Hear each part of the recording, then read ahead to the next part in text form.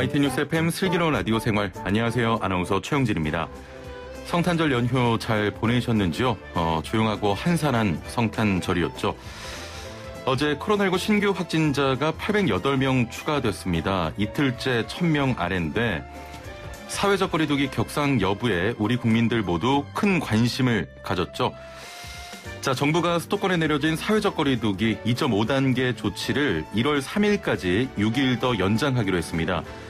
병상의 가동력이 회복됐고 급격한 확산세가 억제됐으며 수도권의 이동량이 감소했기 때문에 현 단계를 유지하겠다고 밝혔는데요.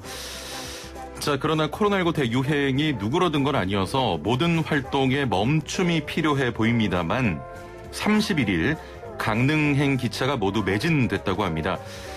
정부가 코로나19 확산 방지를 위해서 정동진, 간절곶, 호미곶 등 해돋이 명소를 폐쇄하겠다고 밝혔는데요. 자, 이 해돋이를 보고 싶은 분들이 강릉행을 선택한 겁니다. 강릉행, KTX 모두 매진이라고 하는데 한 해 동안 코로나로 인해 너나 할 것 없이 갑갑한 심정을 100번 이해합니다만 해돋이 꼭 봐야 할까요? 자, 1부는 이슈 인터뷰 시간입니다. 30대 택배 노동자가 집에서 숨진 채로 발견됐습니다. 과로사로 추정되고 있는데요. 올해만 이렇게 목숨을 잃은 택배 노동자가 무려 16명입니다. 관련 내용 살펴보고요. 2부는 건강상담 준비되어 있는데요. 근육 손실, 중년 이후 누구나 겪게 되는 일이라고 생각하지만 근육이 사라지면서 각종 질병을 얻을 확률은 높아지는 질병 중 하나라고 합니다. 근감소증에 대해 알아보도록 하죠. YT뉴스 FM 슬기로운 라디오 생활 지금 바로 출발합니다. 네, 아리아나 그란데의 Thank You Next 노래 듣고 이슈 인터뷰로 이어가겠습니다. 자, 연말을 앞두고 배송 업무를 하던 택배 노동자가 쓰러져 의식이 없는 상황입니다. 아픈 기록도 병원 간 기록도 없는 건강한 40살. 과로가 불러오는 뇌출혈로 쓰러졌는데요. 다음 날에는 30대 택배 노동자가 집에서 숨진 채로 발견됐습니다. 역시 과로사로 추정되고 있습니다. 올해만 이렇게 목숨을 잃은 택배 노동자가 16명인데요. 택배사들 앞다퉈 대책을 내놨지만 연이은 상황들이 현장은 달라지는 게 없다고 이야기합니다. 자세한 내용 택배 노동자 과로사 대책위원회의 진경호 위원장 연결해 들어보겠습니다. 안녕하세요. 예, 안녕하십니까. 예, 그 연말을 앞두고 또 이런 안타까운 상황이 발생했습니다. 최근 들어 물량이 또다시 늘어난 상황입니까? 코로나가 이제 더 심각해지고 예. 이러면서 생필품 위주로 크고 무거운 물량 위주로 택배 물량이 많이 늘어나고 있습니다. 그래서 또 코로나 이전에 비해서 한 30% 정도 늘은 걸로 저희들이 추산하고 있습니다. 아, 코로나19 때도 굉장히 많이 늘었는데 최근 연말을 앞두고 더 늘었다. 예, 그 연말에 평상시에 좀 늘어나는 물량이 있는데 거기에다가 이제 코로나가 심각해지니까 생필품이 많이 늘어나고 있어요. 예. 한진택배의 경우 현재 9일 간격으로 2명의 택배 노동자가 뇌출혈로 쓰러졌습니다. 해당 업체는 밤 10시 이후 배송은 중단한 상황인데 이 쓰러진 분이 하루에 300개 이상의 물량을 배달해야 했다고 합니다. 10시 전에 끝낼 수 있는 물량입니까? 하여튼 지역이나 이런 데 좀 편차가 있긴 하지만 300개는 10시에 끝내기는 좀 벅찬 물량이다 이렇게 보시면 될 것 같습니다. 예. 300개 그 배달 물량 사실 소비자들은 감이 잘 오지 않는데 평소 배송 물량과 비교하면 어느 정도 늘어난 겁니까? 300개라면? 하여튼 저희가 평상시에 200개에서 250개 정도 배송을 했었는데 지금은 이제 300개에서 350개 정도 물량이 한 100개 정도 늘었다고 보시면 될 것 같고요. 100개를 개당 한 2분씩, 한 개당 2분씩 배달한다라고 가정했을 때 한 200분 정도 되는 거잖아요. 그러면 3시간이 좀 넘는 물량 수준으로 작업 시간이 증가하고 있다. 저희들 이렇게 보고 있습니다. 예, 그 6587번님께서 문자를 보내셨는데 현직 택배 기사입니다. 이 방송 듣고 계신 분들이라도 제발 당일 배송 문구 좀 쓰지 말아주세요. 압박감이 엄청납니다라고 하셨는데 최근에 이 당일 배송, 로켓 배송 이런 게 지금 업체 간 경쟁으로 좀 치열한 상황이거든요. 좀 압박감이 큽니까? 그러니까 지금 한진도 저녁 10시 이후에는 그 기사들이 쓰는 어플을 닫는다. 예. 이렇게 얘기하고 롯데는 11시 되면 닫는다 이렇게 얘기하는데요. 예.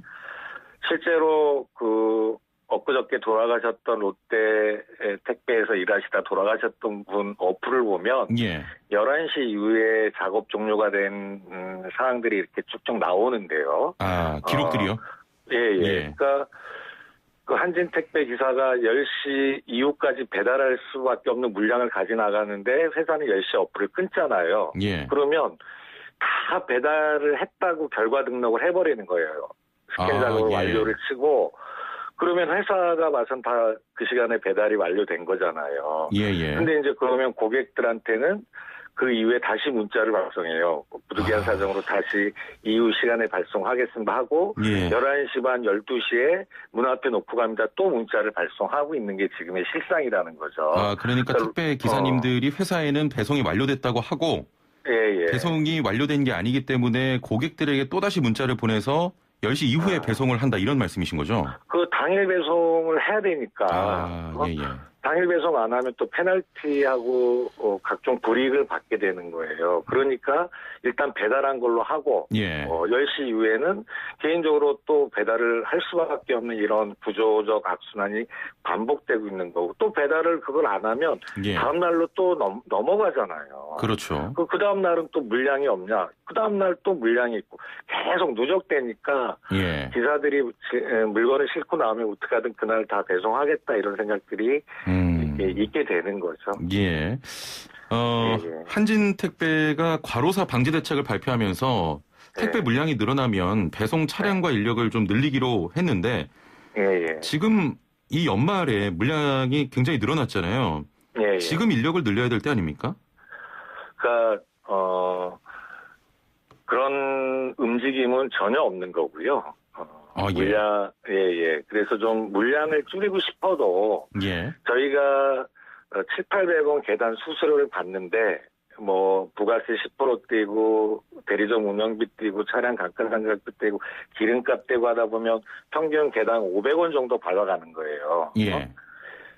너무 이제 낮다 보니까 이 구조화에서는 물량을 많이 배송해서 그나마 수입을 보전하는 방식일 수밖에 없는 구조인 거죠. 그래서 물량을 좀 줄이면서 줄이려고 한다면 수수료가 좀 현실화돼야 한다. 그래서 적정한 수수료로 받고 물량은 좀 줄이는 방식으로 하면 과로사 문제가 상당 부분 해소될 수 있지 않을까 저희는 이렇게 기대를 하고 있고요. 이런 문제가 소비자분들도 국민들이 한 73.9%가 이런 방식에 동의한다는 여론조사가 있어서 저희들 좀 이런 방향으로 정부하고 좀 추진해 보려고 노력 중에 있습니다. 지금 수수료 인상 말씀하셨는데 일각에서는 자 택배비를 인상하는 것이 결국 답이다. 이렇게 보시는 분들도 많은데 택배비 인상이 이런 좀 어려움의 해결책이라고 보십니까? 그러니까 이제 이 소비자들의 부담을 가중한다 이런 이제 반론도 만만치 않아서 그래도 이제 걱정인데 실제로 지금 우리 국민들이 인터넷이나 쇼핑에서 택배비를 2,500원씩 지불하고 있어요 평균으로. 2,500원이요? 그런데 이 돈이 이제 인터넷 쇼핑업체가 소비자로부터 2,500원을 받으면 이 중에 1,730원만 택배사에게 택배비로 지불하고 나머지 770원을 포장비나 인건비나 자체 운영비로 쓰고 있는 거예요. 그래서 아니 택배비로 소비자한테 받은 거는 택배비로만 써라. 이렇게 좀 법과 제도가 명시해 주면 소비자들의 추가 부담 없이 택배 기사들의 수수료가 획기적으로 개선될 수 있다. 저희를 이렇게 보고 있는 거예요. 그래서 요번에 이제 생활물류법 저희들이 많이 주장하는데 생활물류법에 그런 이제 불합리한 택배 시장의 가격 형성들을 바로잡기 위한 이런 조항이 들어가 있어서 저희를 상당하게 좀 기대하고 있습니다. 지금 또 문제가 되는 것들이 업체의 백마진 이야기도 나오거든요. 이게 어떤 겁니까?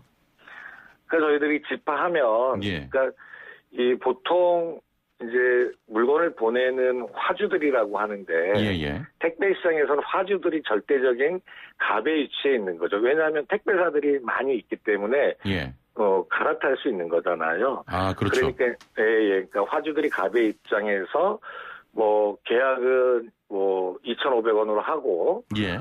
뒤로 백마진이나 리베이트 형식으로 일부가 흘러 들어간다는 건 택배업계에서 뭐 이미 정설화된 내용입니다. 정식화된 내용이고요. 그래서 그러니까 택배 업체들이 다시 돈을 그 화주들에게 주는 다양한 거군요. 방식으로 뭐 다양한 방식으로 다시 그 화주들한테 이제 불공정한 방식으로 흘러 들어가고 있는데요. 이것만 바로 잡아도 하여튼 저희들은 택배 수수료가 정상화될 수 있다 이렇게 보고 있습니다. 예.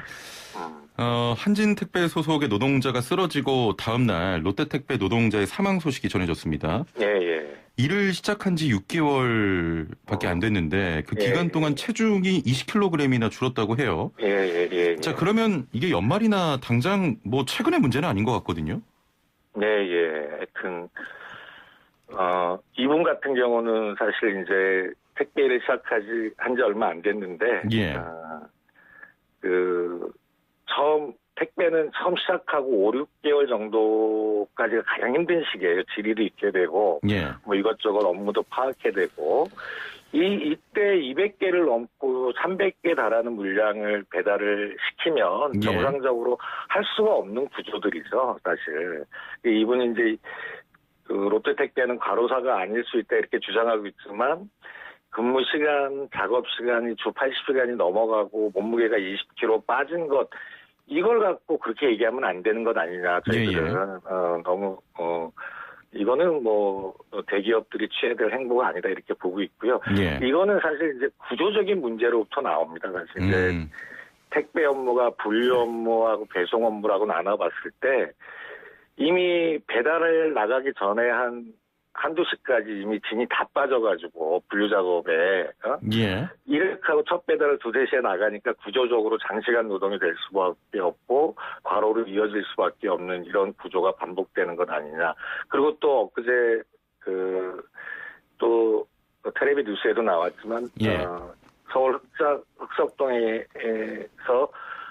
배달하던 또 한진택배 기사가 또 쓰러져서 뇌졸중으로 배달 중에 쓰러져서 고객이 119에 신고해서 이제 119에 받았는데 2차례 뇌수술을 했는데 아직 깨나고 있지 못해요.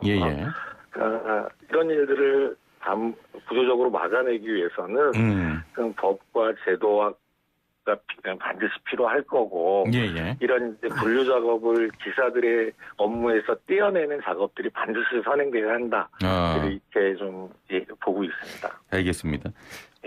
사실 현재 흐름이 이 총알 배송, 로켓 배송 어떤 흐름을 막을 수는 없을 것 같고요. 9746번님은 한시적으로 로켓 배송이나 당일 배송 자체를 제도적으로 막으면 어떨까요? 소비자들에게 당일 배송을 아예 하지 말라고 하는 건 아닌 것 같습니다. 택배사 정부의 대책 없이 고객에게만 또 불편을 감수하는 건 아니다 이런 말씀 같은데. 사실 결국 중요한 건 그러면 그 수수료 그런 구조적인 체계 이런 게 좀 중요하다는 말씀이시죠? 그러니까 이 새벽 배송이라는 거 이게 이제 마치 새로운 아이템 이렇게 이제 포장되고 있는데 새벽 배송을 하기 위해서는 어느 노동자든지 그것들을 배송하는 노동자가 있어야 되는 거잖아요. 그렇죠. 그러니까 밤잠 안 주무시고 배송을 하게 되고 야간 노동이 또 사실 이 과로의 가장 주요한 원인 중에 하나잖아요. 그러니까 이런 것들을 방지하기 위한 이 소비자 운동이라든지 좀 이 새벽 배송 안 시키기 운동이라든지 그다음에 또 정부에서는 새벽 배송에 대해서 일정하게 좀 시간을 제한을 건다거나 이런 방식의 이제 규제책이 필요하지 않을까 저는 이렇게 좀 보고 있습니다. 6587번이 좀 다른 의견인데 배송하라고 배 넘버 차에 발행하고는 주정차 위반 단속을 하니까 답답합니다라고 하셨거든요. 실제로 배송하다가도 이런 주정차 위반 건수가 많습니까? 우리 기사분인 것 같은데요. 그러니까 당연히 이 시내 지역을 배송하시는 분들은 한 달에 많으면 수십 차례 이 주차 위반 딱지가 오는 것들은 일상화되어 있는 거죠. 그러려고 하면 사실 이제 저희가 이 택배 배송 중에 불가피하게 했다 또 구청 찾아가서 막 사정 해야 되고 하는데 택배 기사들이 그럴 시간이 없잖아요. 그렇죠. 지금도 시간이 너무 일하는 데 집중이 되다 보니까. 예. 그러니까 이제 이 택배 기사들이 배달 중에 잠시 정차하는 이 문제에 대해서는 불법 주정차 위반 딱지를 좀 면제해주는 방안을 정부에서 제도를 좀 만들어줬으면 한다는 게 우리 현장에서 일하는 택배 기사들의 간절한 영혼이죠. 또 그런 일이 있군요. 예. 알겠습니다. 자, 얼마 전에 생활물류서비스 산업발전법이 국회 국토교통위원회 전체 회의를 통과했습니다. 택배 노동자 과로사 방지법이라고 불리는데 해당 법안에 이 과로사 방지 대책이 충분히 담겨 있다고 좀 보십니까? 그러니까 가장 중요했던 게 이제 분류 작업을 택배 기사들한테 띄어내는 문제였는데요.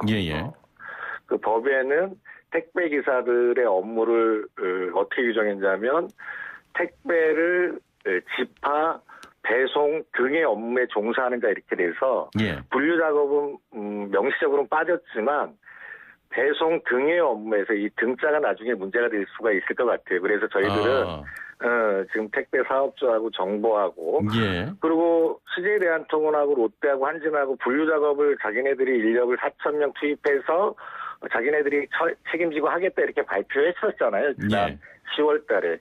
이 발표 이후에 사실 이제 분류 작업은 회사 측의 책임이 됐다는 건 국민 누구나가 다 인정하고 있는 것들에 맞춰서 법에 좀 미진한 부분들이 사회적 합의 형태로 정부와 택배사와 우리 과로사 대책위가 같이 노조가 같이 사회적 합의 형태로 만들어내고 그런 것들을 표준계약서에 담으려고 하는 노력들이 현재 추진 중에 있다 이렇게 좀 말씀을 드리겠습니다. 국민의 한 사람으로서 그 올해 참 택배업계 과로사 문제가 계속 지금 부각이 되고 있는데 현장은 좀 그대로인 것 같아요. 정부에서도 과로사 방지 대책을 내놨습니다. 이후에 좀 달라진 게 없나요? 그러니까 엊그저에 그 롯데 기사분이 또 안타까운 죽음을 당하셨는데 롯데가 본사가 발표한 거에 따르면 우리 30명 투입했다 이렇게 얘기하고 있어요. 막 억장이 무너지는 거죠. 그 자기네들이 1,000명을 투입하겠다고 해놓고 30명 투입한 거를 자랑이라고 얘기하고 CJ도 마찬가지고 한지는 한 명도 투입되지 않은 걸로 파악되고 있는데 그러니까 말만 무성하고 막 여론이 막 들끓으면은 그 소나기 피해 가려고 잠시 대책 내놨다가 또 국민들의 감시가 소홀해지면 다시 이제 원상태로 회복하려고 하는 이행하지 않는 이런 일들이 계속 반복되고 있는데 이번에는 우리 정말 용납할 수 없다. 끝까지 두는 부릅 두고 약속한 거라도 지켜라. 이런 활동들을 해나가려고 하고 있습니다. 알겠습니다. 택배 과로사 문제 털은 없어야겠습니다. 오늘 말씀 감사합니다. 감사합니다. 지금까지 택배 노동자 과로사 대책위원회의 진경호 위원장이었습니다.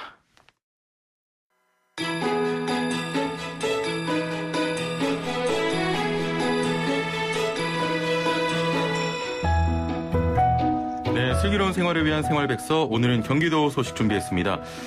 기초연금수급자, 장애인, 기초생활수급자 등 복지 대상자를 위한 이동통신비 감면제도 혹시 알고 계시는지요? 경기도가 제대로 알지 못해 챙겨받지 못하는 복지 대상자를 위해서 집중 홍보 기간을 운영합니다. 자세한 내용 경기도 복지사업과 생활보장팀의 증세원 팀장 연결해 들어보겠습니다. 안녕하세요. 네, 안녕하세요. 자, 경기도가 복지 대상자 이동통신비 감면과 관련해 집중 홍보 기간을 운영한다고요? 네, 그렇습니다. 2015년부터 복지 대상자 이동통신비 감면 제도가 시행되고 있는데요. 이런 혜택 제도를 잘 몰라서 신청하지 못한 분들이 있어 미 감면자 분에게 전화, 우편 등을 통해 적극 안내하고요. 언론 매체를 활용하여 내년 1월까지 신청 안내하는 집중 홍보 기간을 갖기로 했습니다. 근데 현재 감면 대상자 중에서 약 38% 정도가 감면 혜택을 못 받는다고요? 네, 그 사회보장정보원 시스템 복지 대상자 감면 대상에서 한국통신진흥협회 지원 현황이 감면자 인원을 빼보니까요. 전국에는 320만 명이 되고요. 경기도는 약 65만 명으로 추정하고 있습니다. 자, 복지 대상자별 감면 혜택 내용은 어떻게 됩니까? 감면이 되시는 분들은 기초연금자, 장애인, 기초생활수급자, 한부모 가족 등 차상위 계층이고요. 예.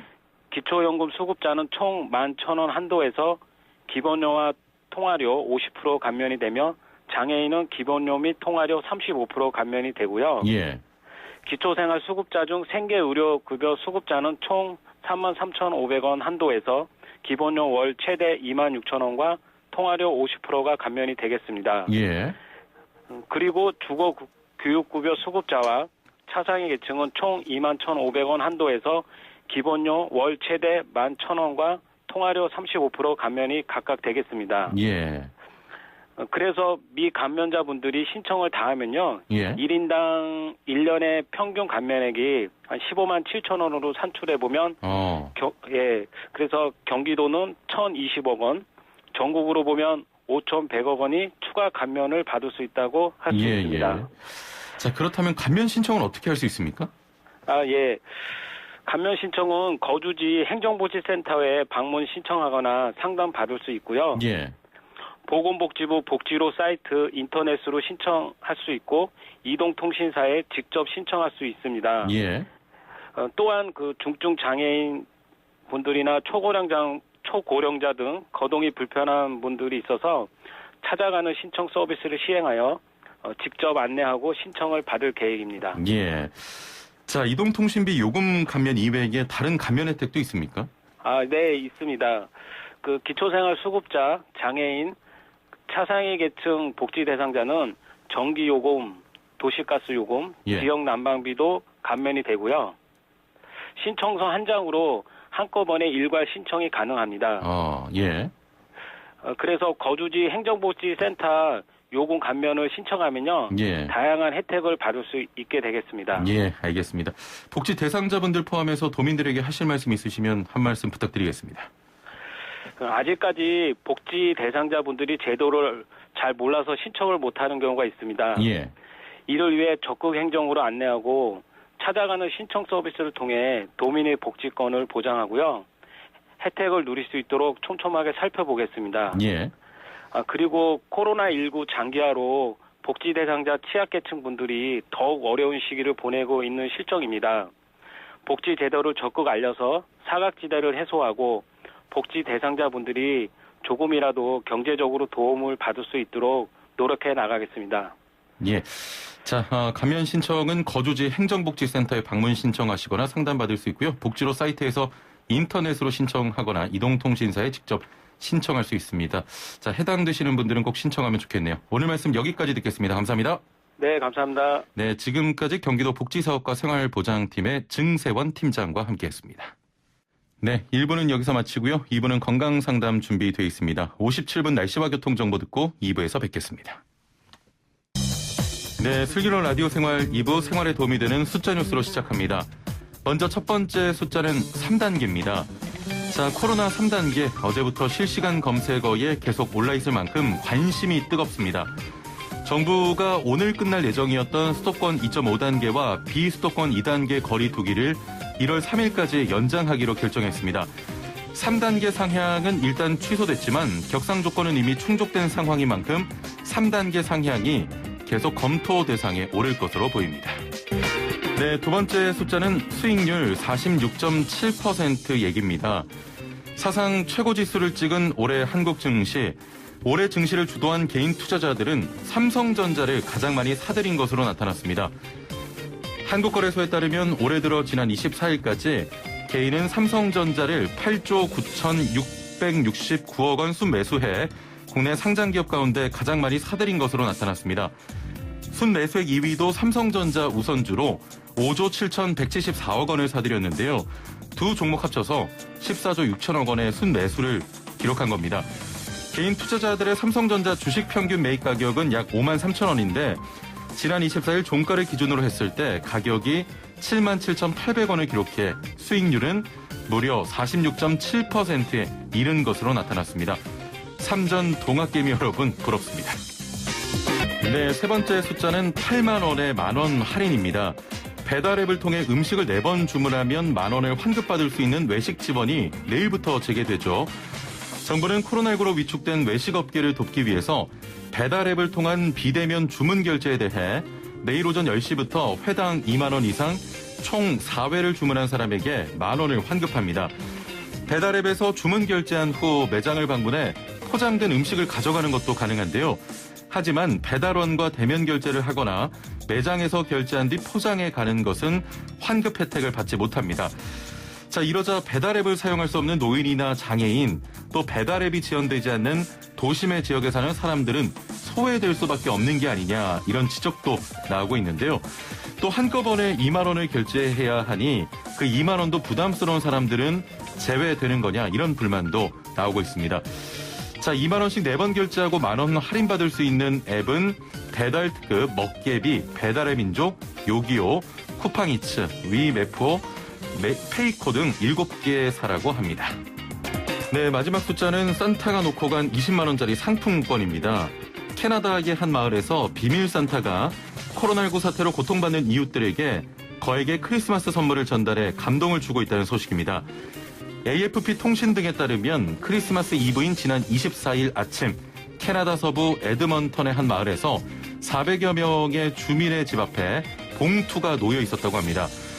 비밀 산타가 보냈다고 적힌 이 봉투에는 250 캐나다 달러, 우리 돈 약 21만 원 상당의 월마트 기프트 카드와 함께 더 나은 새해가 될 것이라는 내용이 담긴 시 한 편이 들어있었다고 하죠.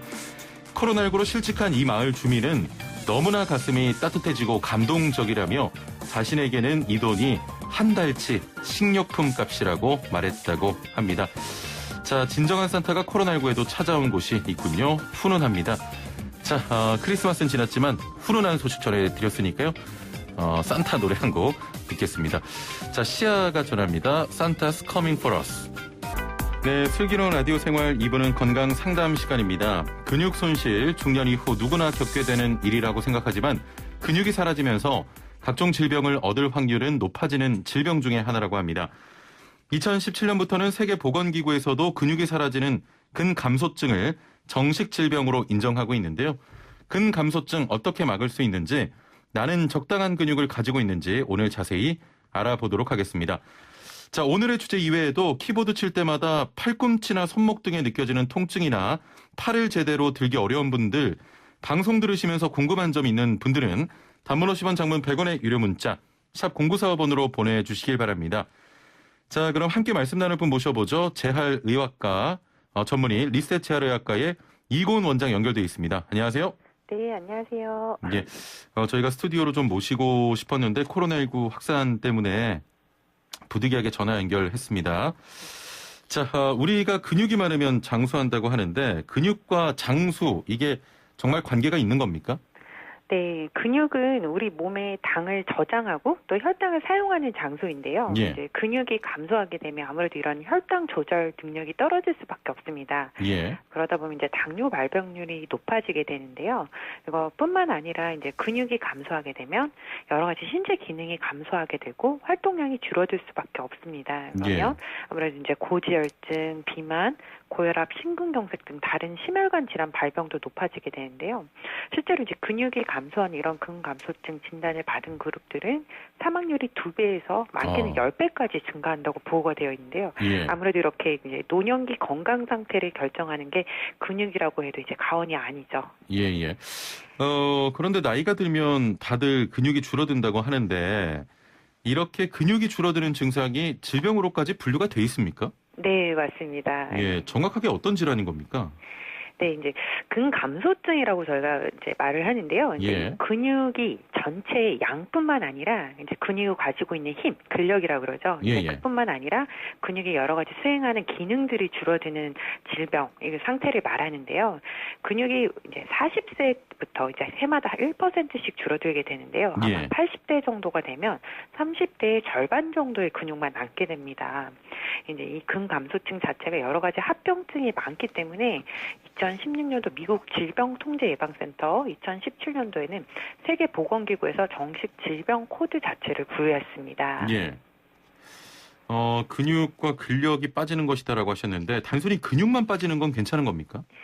이제 보통 이제 내가 근육이 빠지는지 이렇게 그러니까 느끼는 자각 증상이 없는 경우가 많은데요. 이유가 이제 근육이 빠진 자리가 지방이 대체되기 때문에 겉으로 보기엔 잘 표시가 나지 않아서 이게 이제 더 위험한데요. 이제 병원에 오시는 분들은 이제 근육이 빠졌다고 오시기보다는 이런 것들로 인한 신체 기능 저하 때문에 합병증이 생기기 때문에 그 합병증 자체로 오시는 경우가 많습니다. 예. 사실은 근육이 빠져서 그런 합병증이 발생하는 건데 말이죠. 그렇죠. 예. 근육이 우리 눈에는 안 보이잖아요. 네. 이게 어떻게 진단하면 되는 겁니까? 아무래도 이제 병원에 이런 합병증 때문에 오시게 되면요. 뭐 저희가 여러 가지 골밀도 검사 같은 장비들, 뭐 CT, MRI 같은 장비로 측정을 하면 근육 양 자체가 나옵니다. 그리고 또 이제 여러 가지 이제 근육의 기능 검사를 이제 평가를 통해서 하게 되는데, 근력 자체가 이제 또 이제 많이 줄어들게 되면 다리 근력이나 이런 그러니까 악력계 같은 것들 기능 평가를 할 수 있는 장비들도 있습니다. 근데 보통은 이제 병원에 오셔서 이런 평가를 받겠다고 오시는 분들은 굉장히 드무시고요. 이제 일상생활 속에서 본인이 좀 느끼는 자각 증상들 이런 것들이 있기 때문에 오시는 경우가 많습니다. 자, 그렇다면 일상생활 속에서 의심해봐야 하는 증상이 있겠습니까? 아무래도 이제 앉았다가 일어서는 동작이 이제 힘들어지실 수 있고요. 그다음에 이제 손에 악력이 떨어지다 보면 뭐 이렇게 병뚜껑 이런 걸 따는 게 좀 힘들어지신다거나 아니면 이제 걷는 속도 같은 거리를 가는데 자꾸 시간이 많이 걸리거나 아니면 자꾸 넘어질 것 같이 이제 균형 감각이 떨어진다거나 아니면 뭐 음식을 드실 때 자꾸 사리가 걸리면서 이제 삼킨 장애가 발생한다든가 이런 여러 가지 우리 몸의 근육들이 하는 기능이 떨어지면서 나타나는 증상들이 있습니다. 노화 말고 다른 이유 때문에 근감소증이 오기도 합니까? 이제 보통은 이제 나이가 드시면서 단백질 섭취 이런 것들을 좀 이제 잘 못 하시게 되는 경우가 많은데요. 특히 이제 필수아미노산 자체를 잘 못 드시게 되는 경우들 아무래도 이제 근육의 원료가 되기 때문인데요. 이것뿐만 아니라 그 근육을 만들고 유지하기 위해서는 운동을 하셔야 되는데 나이가 들면서 이제 아무래도 운동량이 부족해지시는 거 그리고 또 하나의 원인은 어떤 운동을 하느냐가 중요한데 대부분 조금 근력 운동 자체는 하지 않은 경우들이 많으셔서요. 이제 그런 근육 유지를 잘 못하시는 경우가 많고요. 또 이제 노화에 따라서 여러 가지 이제 이런 근육을 만들고 합성하는 호르몬 자체가 좀 부족해지는 그런 증상들 때문에 생기는 경우가 많습니다. 자, 아무래도 근감소증은 좀 나이가 들면서 생기는 것 같은데 30대 미만의 젊은 층에게서는 발생 확률이 거의 없습니까? 보통 이제 근육은 저희가 40대 때부터 이제 매해 1%씩 감소한다 말씀을 드렸는데요. 이제 아무래도 이제 청장년기 이제 근육을 많이 잘 쌓아놓으신 분들이 그걸 차곡차곡 이렇게 이제 꺼내 쓰신다고 생각하시면 되는데 아무래도 이제 그때 이제 많이 요즘은 이제 대부분 앉아서 근무를 하고 생활하게 되잖아요. 그러니까 활동량이 예전보다 많이 줄어들다 보니까 요즘 이제 젊은 층에서도 근감소증이 많이 늘어나고 있는 추세고 이 추세로 가면 노년기에는 더 근육이 부족해지면서 여러 가지 합병증이 많이 생길 수 있는 위험에 처해 있습니다. 그럼 젊은 친구들은 지금부터 운동해서 근육을 좀 축적을 해놔야겠네요. 그렇죠. 그러니까 20, 30대부터 뭐 이제 10대 때부터 이제 차곡차곡 저희가 단백질 섭취나 이제 근력 운동 이런 것들을 통해서 최대 이제 그 근육량을 만들기 위한 노력을 젊을 때부터 하는 게 중요하죠. 알겠습니다. 자, 단문 50원, 장문 100원의 유료 문자 샵 0945번으로 뭐 근육 관련 이야기도 좋고요. 팔꿈치나 손목 등에 느껴지는 통증이나 팔을 좀 제대로 들기 어려운 분들 뭐든 좋습니다. 건강 상담 잠시 뒤에 이어갈 테니까요. 지금 서둘러서 보내주시면 저희가 잠시 뒤에 고민을 해결해 드리겠습니다. 근육이 줄어들면 질병을 얻을 확률이 높아진다고 말씀을 하셨는데 어떤 질병들인지 조금 더 자세히 말씀을 해주시죠. 네, 저희 몸의 뼈의 단단한 정도인 골밀도는 근육의 자극이랑 그다음에 운동으로 인한 자극으로 지킬 수가 있는데요. 아무래도 이제 근육이 줄어들게 되면 이런 골다공증 발생 위험이 높아지게 됩니다. 그렇다 보면 넘어지거나 낙상을 이렇게 당했을 때 골절이 일어날 확률이 높은데요. 또한 이제 근육 자체가 혈당을 조절하는 데 관여를 하기 때문에 이제 당뇨병 발병도 높아지고 또한 이제 근육의 지방 대사를 시키는 데도 관여를 하기 때문에 이런 기능이 떨어지면 고지혈증, 뭐 심뇌혈관 질환 발병도 높아지게 됩니다. 또한 또 연구에 따르면 치매 발병 위험도 높아진다고 보고가 되어 있습니다. 근육이 굉장히 중요하군요. 자, 그렇다면 근육이 사라지지 않게 지킬 수 있는 방법은 역시 운동입니까? 네, 아까 근감소증이 이제 질병으로 저희가 이제 규정했다고 했는데요. 이제 병이라고 하면 아무래도 치료제가 있어야 되는데 근감소증은 아직은 치료제가 없습니다. 이게 이제 꾸준한 운동으로 이제 근육을 지켜야 되는데 이제 그 원료, 근육의 원료가 되는 것이 아무래도 단백질 필수 아미노산이다 보니 꾸준하게 잘 섭취하는 게 중요하고요. 그리고 비타민 D도 부족하면 근육 손실이 가속화되기 때문에 잘 보충해 주는 것이 중요합니다. 비타민 D. 네. 그리고 단백질. 네. 조금 연세가 있으신 분들은 이제 운동을 좀 하셔야 되는데 어떤 운동이 이 근육에 좋습니까? 아무래도 이제 어르신들은 나이가 되면 이제 내가 운동하기가 좀 힘들어 뭐 이런 생각을 좀 많이 하실 수는 있는데요. 이제 대부분 그래서 좀 걷기 운동만 좀 하시는 경우가 많습니다. 여쭤보시면. 그런데 이제 걷기나 산책도 굉장히 좋은 운동이긴 하지만 근육을 만들고 이렇게 유지하는 좀 부족합니다. 그렇기 때문에 이제 관절에 무리가 가지 않도록 뭐 벽에 서서 스쿼트를 하신다든지 아마 앉은 자세에서 살짝 엉덩이를 들고 버틴다든지 아니면 앉은 상태에서 다리를 뻗기 뭐 뒤꿈치 들기 같은 이제 집에서도 얼마든지 하실 수 있는 이런 근력 운동들이 있거든요. 그래서 주로 이제 허벅지, 엉덩이 같은 우리 몸의 큰 근육들을 키울 수 있는 운동들을 적어도 주에 2, 3회 30분 이상씩은 이런 걷기 운동이랑 같이 병행해 주시는 게 굉장히 중요합니다. 지금 말씀하시는 거 들어보니까 하체 근육이 더 중요한 겁니까? 네, 이제 상하체 근육이 다 중요하긴 하지만 대부분 우리 몸의 가장 큰 근육들이 엉덩이와 허벅지에 다 부풀어 하고 있기 때문에 이 근육들을 유지하는 게 굉장히 중요합니다. 엉덩이와 허벅지. 만약에 이미 근손실증이 시작이 됐다면 다시 근육을 만들 수는 있습니까? 네, 연구에 따르면 꾸준한 단백질 섭취만으로도 근육량이 좀 다시 늘었다는 보고도 있고요. 게다가 이제 거기에 운동을 잘 유지하면 훨씬 더 다시 또 근육을 회복하고 유지하는 데 도움이 된다고 보고가 되어 있습니다. 나이가 들면 근육 만들기가 좀 더 어렵다고 하는데 이유가 뭘까요? 이제 아무래도 어르신들이 이제 소화 기능이 떨어지면서 단백질 섭취 자체를 좀 많이 피하게 되세요. 그래서 이제 뭐 이제 좀 고기 같은 거 드시면 좀 불편하니까 계속 이제 조금 탄수화물이나 이런 쪽으로 식이 습관이 바뀌는 것들도 있는데요. 이제 아무래도 이런 식이 이제 패턴들을 좀 체크하시는 게 좋고 아까 말씀드린 것처럼 이제 운동을 하지만 어떤 운동을 하는지 근력 운동을 하는지 이런 것들을 체크하시는 것도 중요하고요. 그다음에 아무래도 이제 만성 질환들이 있으시면 막 척추 관절 이런 통증이 있으면 움직이기 힘드시고 이제 기력이 떨어지다 보니까 더 움직이기가 힘드시고 이런 것들이 있어서 그러니까 계속 좀 악순환으로 가는 경우가 많습니다. 그래서 본인의 조금 이제 그 상태에 맞는 근력 운동을 조금 차근차근 좀 규칙적으로 이제 시작하는 것이 가장 중요할 것 같습니다. 알겠습니다. 상담을 좀 이어가 볼 텐데요. 애플리케이션으로 미향이 바보님께서는 그 팔꿈치 통증이 심합니다. 근력 운동이 이 팔꿈치에 좀 도움이 될까요?라고 하셨거든요. 이제 나이에 따라 좀 다른 경우가 많은데요. 이제 어르신들 같은 경우는 이제 근력이 좀 부족하다 보면 주로 팔꿈치에 있는 근육 그 통증들은 손목으로 가는 근육들이 이어져 있는 부위가 많습니다. 그래서 물건을 들어 올리거나 손목을 쓰는 동작이 무리가 돼서 팔꿈치가 아픈 경우들이 많은데요. 그렇기 때문에 이제 전체적인 그 손목을 지나는 팔 근육 강화 운동들을 좀 해주시는 게 도움이 많이 됩니다. 팔 근육 강화 운동이요? 네. 알겠습니다. 자, 5083번님, 허리 디스크가 있어서 운동을 좀 피했는데 근감소증이 오고 있는 것 같다고 하시더라고요. 헬스할 때 먹는 단백질 프로틴을 알아보고 있는데 이런 걸 먹어도 될까요?라고 하셨네요. 네, 뭐 아무래도 이제 식사를 하시면서 뭐 고기, 두부, 달걀, 황태 같은 이런 자연식품으로 단백질을 섭취하시는 게 가장 좋긴 한데요. 소화 기능이 떨어지거나 요즘은 또 이제 혼자 사시는 분들도 많다 보니까 식단 준비가 힘드신 경우가 많아요. 그래서 이런 경우에는 시중에 나와 있는 뭐 유천 단백질, 산양류 단백질 같은 여러 종류의 단백질들이 있거든요. 이런 것들을 같이 섭취하시는 것도 추천을 드립니다. 하지만 이제 신장 기능 저하 같은 다른 이제 만성 질환이 있으시다면 주치의와 상의 섭취를 하시는 것이 권장됩니다.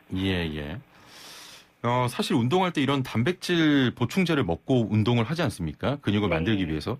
그냥 이런 단백질 프로틴만 먹어도 그 근감소증에 도움이 된다는 건가요?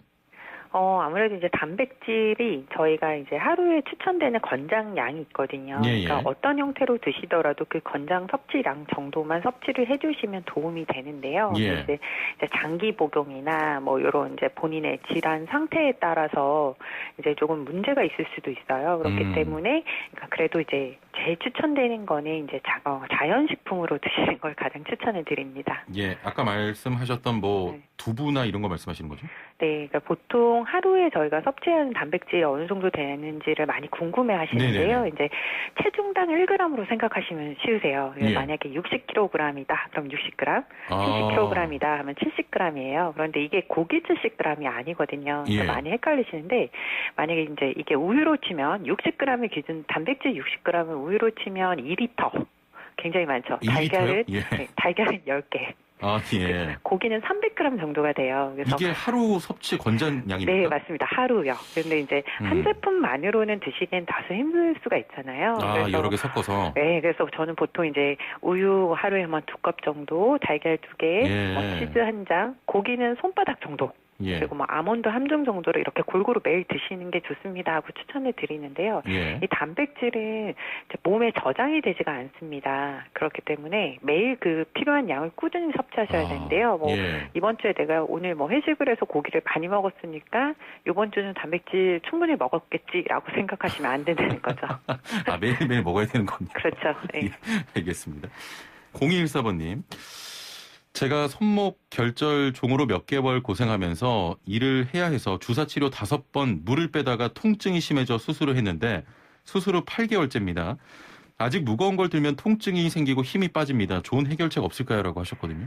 아무래도 이제 오랜 시간 동안 이제 뭐 이렇게 통증 때문에 좀 활동량이 줄어들다 보면 이제 아까 말씀드린 이제 손목을 지나가는 여러 가지 팔에서 지나가는 근육들의 힘이 좀 빠진 경우들도 있고요. 관절 자체에 뭐 골밀도도 감소되기도 하고 여러 가지 이제 문제가 이제 상황이 발생해 있는 경우들이 많습니다. 그래서 이제 통증이 조금 있더라도 너무 심하지 않은 범위 내에서 뭐 이렇게 물병이나 아령 같은 걸 들고 손목을 위로 올렸다가 내리거나 이렇게 다거나 하는 운동들을 여러 가지 이제 좀 재활을 좀 단계적으로 좀 시작을 하시는 게 좋습니다. 너무 안 쓰시다 보면 오히려 조금만 더 쓰면 더 통증이 생기고 조직이 약해지고 하면서 이런 악순환으로 가실 수 있어서 이제 좀 이제 꾸준하게 좀 재활을 시작하시고 그런 경우에도 좀 계속 통증이 시작된다 하시면 이제 수술하신 선생님과 이제 좀 다른 염증이나 문제는 없는지 한번 더 체크를 해보셔야 됩니다. 그래도 조금씩 이렇게 운동해 주시는 게 좋겠군요. 네, 맞습니다. 0527번님, 허리 디스크 수술했는데 어떤 재활 운동을 해야 할까요? 라는 질문입니다. 허리 디스크 수술하시는 분 많잖아요. 그렇죠. 이제 허리 아프신 분들 굉장히 많으신데요. 이제 보통 저희가 말하는 허리 이제 척추를 잡아주는 근육들은 저희가 이제 고기로 치면 티본 스테이크 먹으면 안심등심 있잖아요. 이제 그것처럼 저희 몸에도 이제 그 척추 주위에 잡아주는 근육들이 있어요. 비유가 좋으십니다. 네, 그래서 이제 그 뭐 장요근, 기립근 이렇게 표현을 하는데 그런 근육들이 짱짱해져야지 허리 디스크 자체로 가는 압력을 줄일 수가 있는데요. 그래서 이제 뭐 가장 좋은 거는 일단은 걷기 운동이 가장 좋은데 요즘은 이제 저희가 이제 호흡법도 같이 많이 강조를 해서 이제 복부를 이제 복식호흡법이라고 그러죠. 이제 복부를 잡아당기면서 배에 이제 긴장감을 주면서 이렇게 호흡하는 그런 걸 하면서 같이 이렇게 걷기 운동을 좀 병행해 주시는 경우에는 훨씬 이렇게 회복이 빠르다는 이제 논문 결과도 있고요. 그렇군요. 네, 그러니까 여러 가지 막 너무 이제 무게를 가지고 스쿼트나 뭐 어려운 중량 운동을 하시는 것보다는 저희가 흔히 말하는 코어 운동이라고 그러죠. 그래서 뭐 네발기기에서 한쪽 팔 한쪽 다리를 들고 이제 균형을 잡는다거나 아니면 이제 누운 상태에서 엉덩이를 들어 올리는 운동들 이런 이제 다 매트나 이런 바닥에서 할 수 있는 이런 단계적인 코어 운동부터 걷기 운동 이렇게 좀 차례차례 시작을 하시는 게 도움이 됩니다. 알겠습니다. 오늘 말씀 여기까지 듣겠습니다. 감사합니다. 네, 감사합니다. 네, 리셋 재활의학과의 이고은 원장과 함께했습니다. 네, 저희가 준비한 순서는 여기까지입니다. 내일 뵙죠. 최영진이었습니다. 고맙습니다.